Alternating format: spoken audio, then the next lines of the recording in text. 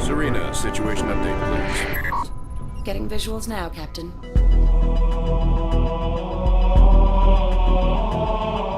When you play the original Halo games, an explosion takes up the whole screen. So I'm going to kill a fast-moving purple thing, and it will come at me and die. In Halo Wars, it's going to be a view from 40 feet up, so it's not going to be one explosion, it's going to be 20.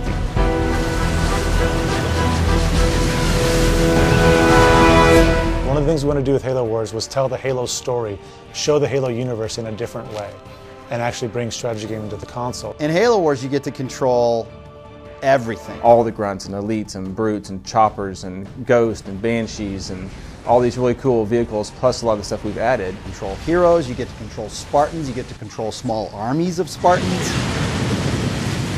Everything is under your control in a real-time strategy.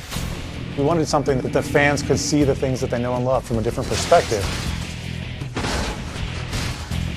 Spartan jacking is one of the best things in the game.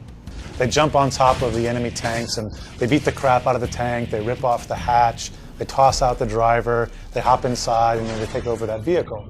And people are used to seeing that from a first-person shooter standpoint, where everything's very large. But we have all that same detail in Halo Wars. Some of the battles in the game are small, and some of the battles in the game are really big. What's cool about that, at least in the campaign, is that's based on how you play. If you spend more time going to fight the Covenant, you may be dealing with a larger force than if you would have gotten there quicker.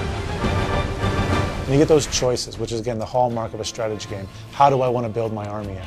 And by the end, you've got 12 or 15 Scorpion tanks rolling across the landscape, or you could have 40 or 50 Marines. And it's really kind of your choice. It is a game more focused about combat, which is certainly what the Halo fans will expect. People want to blow stuff up, myself included. It's a console game. Stuff blows up really, really well in Halo Wars, but it is also a game where you have to think.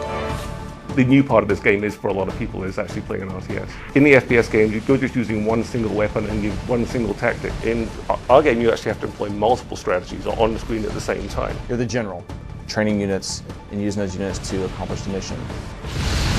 Commanding your armies, you're commanding your resource gathering or your economy. You manage resources, which you buy that army with, and you actually use those resources to upgrade and change your army to form a strategy that you will hopefully win with.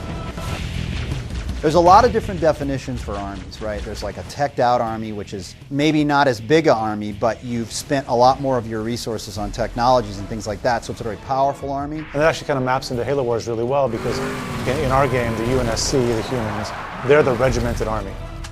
But the Covenant, the sort of religious zealots, they can bring a lot more units to the fight, but each of those units is a little bit weaker.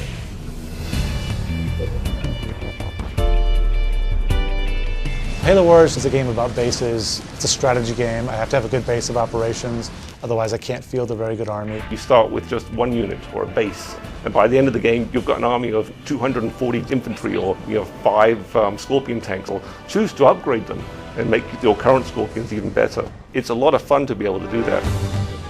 I'm actually very happy with the way we've been able to represent all the economic decisions in Halo Wars. They're faster, it's easier to do. I'm not managing 75 villagers chopping down trees, but the depth is still there. We didn't want people digging in the dirt. We felt that was not what a console player really wanted to do. We wanted the focus to be on combat. It's quick, it's easy to play, but it's very simple. I bounce back to my town, I get the supply pad upgrade, I'm back to the fight. It's just that long scale look at the actual war. It's not 1v many, it's many v many. It's a fast-paced game.